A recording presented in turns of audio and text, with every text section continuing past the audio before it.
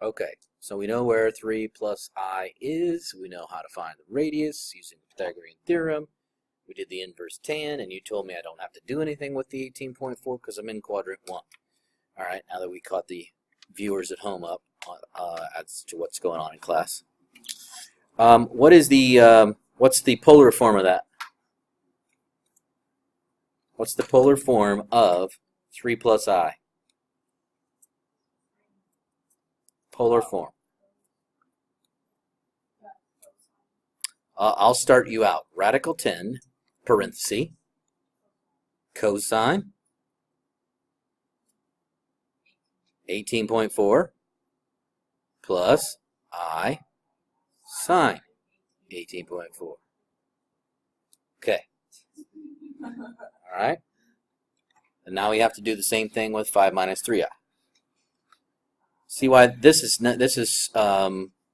more stuff in one question than I would expect. All right, so we got 5 this way and a 3 going down. So, let's see, the square root of 25 plus 9, what's the square root of 20? 30 something. 34. So that's radical 34 times the cosine of something plus I sine something. How do we find that angle? Opposite would be 3, adjacent would be 5, tangent inverse 3/5.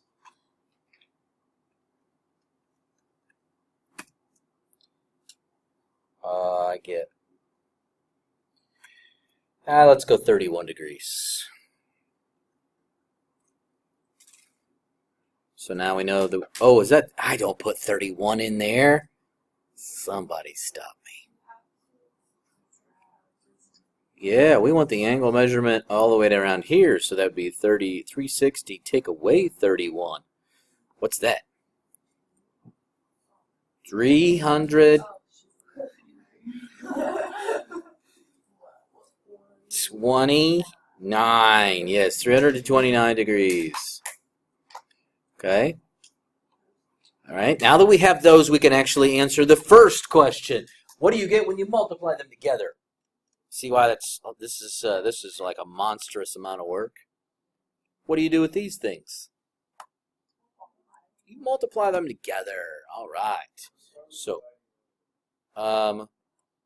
we haven't even got to Z1 over Z2. Where in the world? This is just Z1 times Z2. We'll get to Z1 divided by Z2 next. See how this is why I'm saying this is like 4 questions in one. You know, first of all, I would give you these questions in polar form. These 2 coordinates, I would give them to you in polar form if I was expecting you to then change them or multiply them together or divide them. I would not. It would be a total separate question if I was going to say change these from their standard form to their polar form. I mean, that right there in and of itself is a question. Let alone now I got to multiply them together. All right, so if you multiply radical 10 and radical 34, what do you got? I know that you're going to say radical 340. With, you know, let's do a little simplifying here. Anybody know 5 times 17? I'll show you why I'm telling you about 5 times 17 in a minute. 85? Okay, so this is 2 radical 85. Now, for those of you who are wondering how the heck he got that, I know that 10 is 2 times 5. Do you know that too? Do you know that 34 is 2 times 17? Do you see where I got my 5 and my 17 from? Okay. That's trapped inside the radical, and then the 2 times 2, which is radical 4, comes outside. So the product would be 2 radical 85 times the cosine of, what am I supposed to do with the 18.4 and the 329? Add them together. 329 plus 18.4 gives me 347.4. Plus I sine 347.4.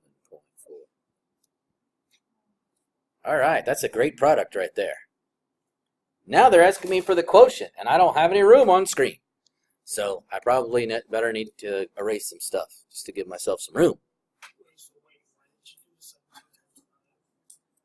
Why didn't I do the what? Oh, I did the 17 times 5 because I was simplifying the radical. So 10 is the 2 times the 5, and then the 34 is the 2 times the 17. And if you're simplifying the radical, you have a pair. Oops, I did not mean to do that. Let's go undo, undo, undo. Okay, so the 2 times 2, that comes outside, and then it leaves me 8 times, or 5 times 17 on the inside, which is where that 85 came from.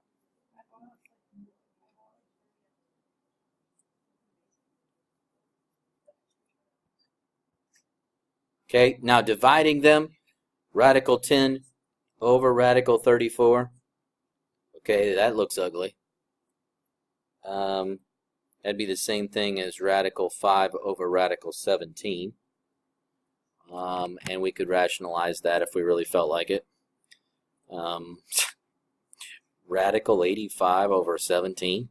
Okay, that's ugly. All I'm doing is multiplying by radical 17 to the top and the bottom. Okay, not that that's the most important thing in your life, but what are you supposed to do with these angle measurements when you're dividing them? Subtract, right? Instead of adding. Yes? Because up in the instructions to the question, they asked me to not only multiply them, but also divide them. Okay? Which is why I said this was a heck of a lot of work. And if you look at part B of that question, it says they wanted me to also do it with a standard form Z1 and Z2. Okay, that takes me back to Algebra 2, where we FOILed and we found the conjugate of the denominator. I'm not going back there, okay? You've done that kind of work already. But they did ask me to divide these, so what am I supposed to do with these things when I'm subtract them? 18.4 minus 329 gives me negative 310, so that's would be cosine negative 310.6, and I sine negative 310.6. Okay, so multiply the radii, add the angles, or divide the radii, subtract the angles. I know that was a lot of work in one question. Way too much work. Okay, any other homework questions? 35. Sure thing. We had some interesting answers that came off the answer sheet, but no work on some of these. So changing that to its, you need to be able to draw it. Where is 1 plus I? 1, 1, right? There it is, 1 plus I. So you should be able to find the radius. Square root of 2, right? Okay. Hopefully that wasn't too much of a challenge. So we know that this is radical 2 times the cosine of something plus I sine something.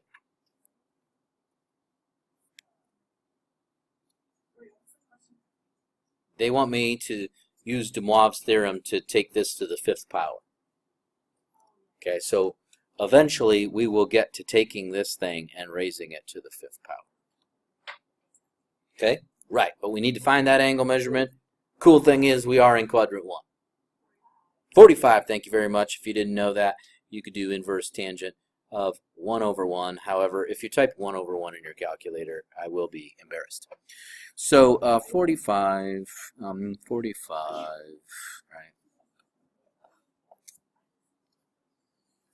Okay, we want to raise this to the 5th power. What are we doing with this thing right here? raising it to the 5th power.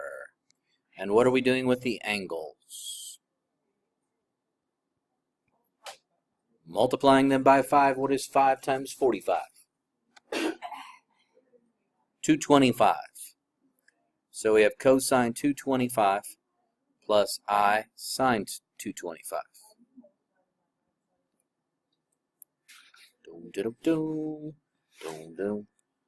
According to de Moivre's theorem, come on, where are you, de Moivre? Right here, about in the middle of the screen, you can see that they talk about raising it to the radius to the nth power.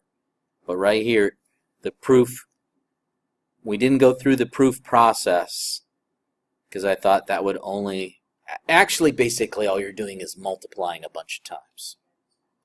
And in multiplication, what do you do with the angle measurements? You add them together, right? So if I said we were going to add 3 60s together, that'd be the same thing as multiplying 60 times 3. So it's just basically doing multiplication and adding a bunch of them together. That's all.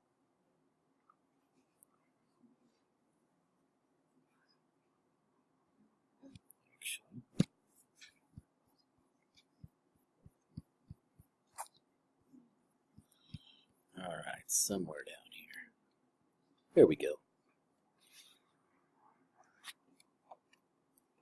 So what is radical 2 times radical 2 times radical 2 times radical 2 times radical 2 times radical 2? 4 times the square root of 2. That's true. 4 times the square root of 2. 225 on my not perfect circle. Whoa. It wasn't that terrible, but I mean, I've drawn worse. What's my cosine? Negative radical 2 over 2. What's my sine? Negative radical 2 over 2. Okay. And now we want to distribute this to both of those. Really? What's wrong with this? This isn't like awful.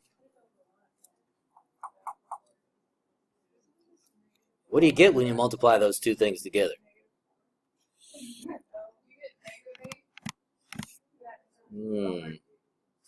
So 2 goes into 4 twice. And what's negative radical 2 times positive radical 2?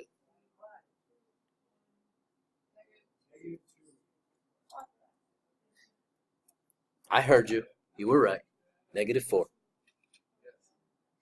Okay? So my final answer would be negative 4 now. That would be negative 4 minus 4i. Negative 4 minus 4i. Because you get the same thing. When you do that second one, you get the exact same thing. It's just got an I thrown in there. Yep.